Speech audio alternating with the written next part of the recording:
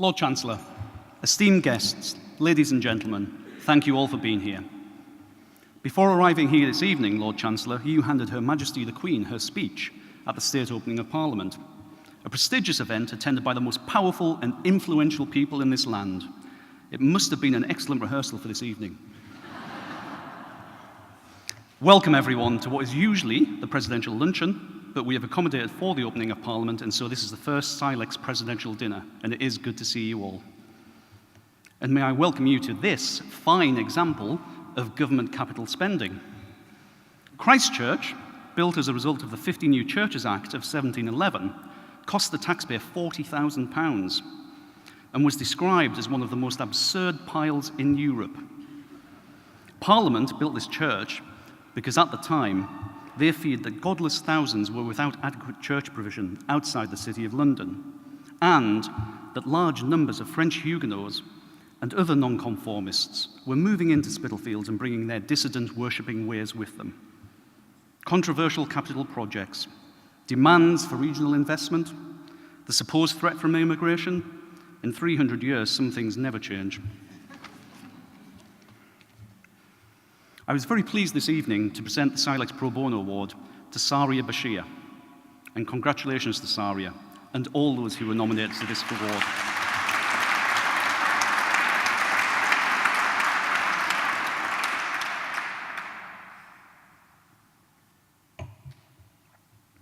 I'm very proud to lead a profession where thousands of members regularly engage in pro bono work without recognition or reward, and who make such an important difference to so many. There's never enough recognition for those who dedicate themselves to public service, and even less if they carry the mantle of lawyer, which is why CILEx is one of the very proud sponsors of the Legal Aid Lawyer of the Year Awards taking place tomorrow night. When thinking of who to invite to speak tonight, and what I would say by way of introduction, I remembered that most things have already been said better, only by someone else. 450 years after Shakespeare's birth, I reread the advice Tranio gives in The Taming of the Shrew. And do as adversaries do in law. Strive mightily, but eat and drink as friends. It's for this reason that I'm very happy you've joined us, Lord Chancellor. For whilst we are adversaries at times, we must not forget our commitment to the rule of law and to justice, which must make us friends against those who would seek to undermine our legal system and values. Your approval of further practice rights for CILEx members and your department's support for new opportunities for chartered legal executives arises because of the contribution that our members make to legal services and to justice.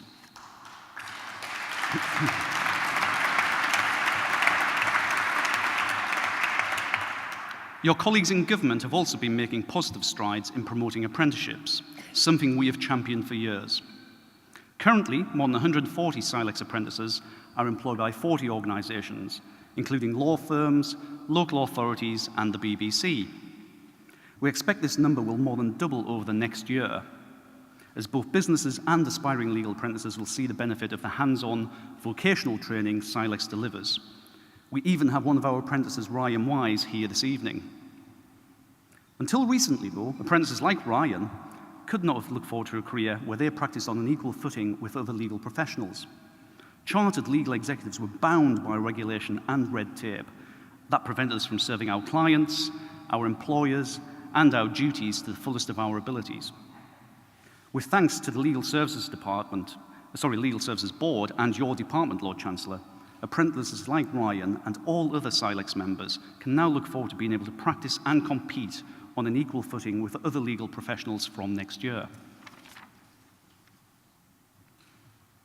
The demand for flexible and adaptable legal services has never been greater from both businesses and the public, and CILEx is uniquely positioned to cater for the needs of a complex marketplace. We provide the most flexible and affordable route to a career in law. That's why a third of our new students are from minority backgrounds, and 3/4 of our lawyers are women who aren't saddled with the level of debt that those from traditional routes face. We educate and regulate specialist lawyers who don't get a blank pass, but are authorised for their area of specialism only. That protects consumers. We are the only body to provide a genuine progression route for the thousands of paralegals in our sector, and we are the only body to individually regulate them. And by cutting down this red tape, we make our sector more diverse, enabling lawyers to provide truly innovative services. The necessary orders are making their way through Parliament this year, and we will be working with Parliament to ensure their smooth passage. Next year marks the 800th anniversary of the signing of the Magna Carta, and we will be celebrating its wonderful heritage. But the Magna Carta isn't the only legal pillar I want to recognise. I want to pay tribute to another. Diane Burley, OBE, who didn't know about this,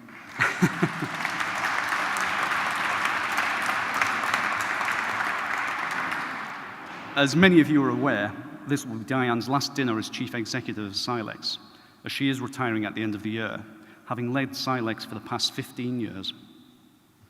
This time last year, Lord Dyson described her as formidable. I would go further and say she has been transformational. Diane, you have helped to change the face of the legal sector in this country, and whilst you're far from done yet, with several months to go, I am delighted that we've made you an honorary fellow, so you will always be a CILEx member. You can't escape us.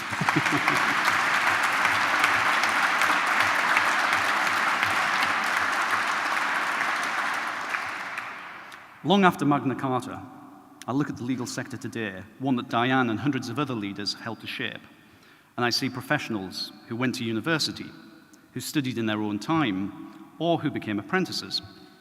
I see traditional law firms, charities and free advice clinics, alternative business structures, and a host of other organizations working in law. And I see legal professionals of many types: solicitors, chartered legal executives, barristers, cost lawyers, licensed conveyancers, notaries, patent and trademark attorneys, and others.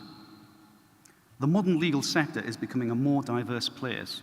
This diversity is not to be feared, but to be encouraged, and will require all of us to adjust our expectations of where a lawyer comes from and where they work.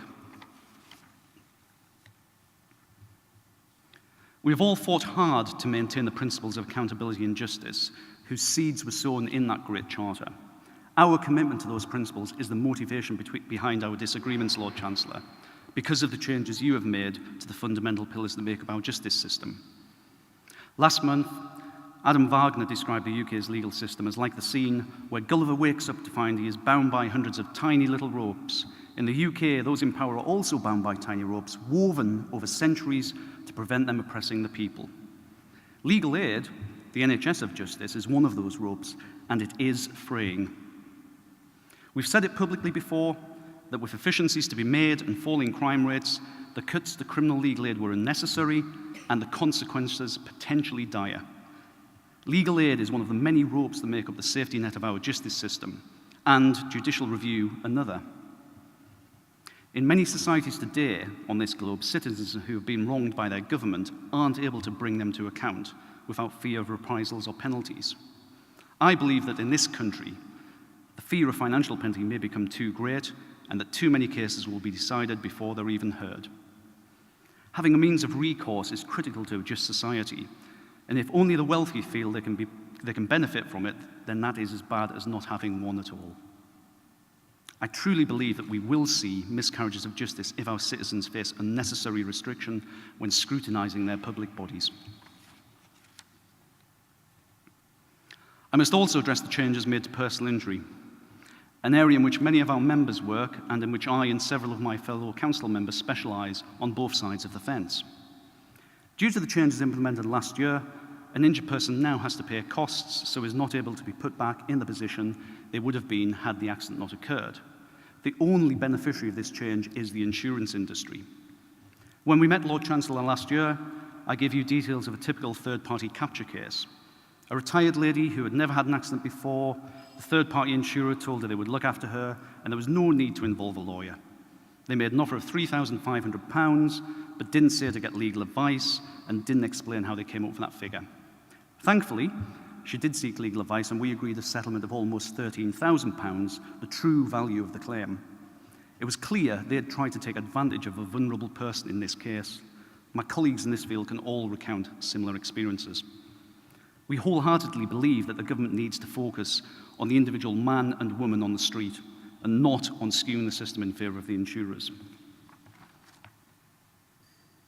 Just the other week, an MOJ official stated that the government may look again at the small claims limit, despite the recent Parliamentary Select Committee stating they did not support the rise. This would result in many more individuals getting taken advantage of, and I would urge you, Lord Chancellor, to refocus on the behaviour of the insurance industry. There is a sea change in the mood of the public. It's not sufficient now for organisations just to listen. They need to respond. Such a failure will ultimately portend badly for the maintenance of any social contract with the ordinary citizen. Lord Chancellor, you're our guest tonight, so we won't be as blunt with you now as we would be face to face. But we're not convinced by how on board you are with the principles described in the Magna Carta. Legal aid, judicial review, and many other instruments are an expression of a principle that have defined our country, that of access to justice. You've heard our concerns before, so I don't intend to linger. But I hope you will be able to address some of the issues we have raised, and that however much our views differ, that we continue to work together for the wider goals on which we agree. I also hope that those of us still fortunate to be practicing in the future will be vigilant and principled enough to prevent the miscarriages that I foresee. Thank you all.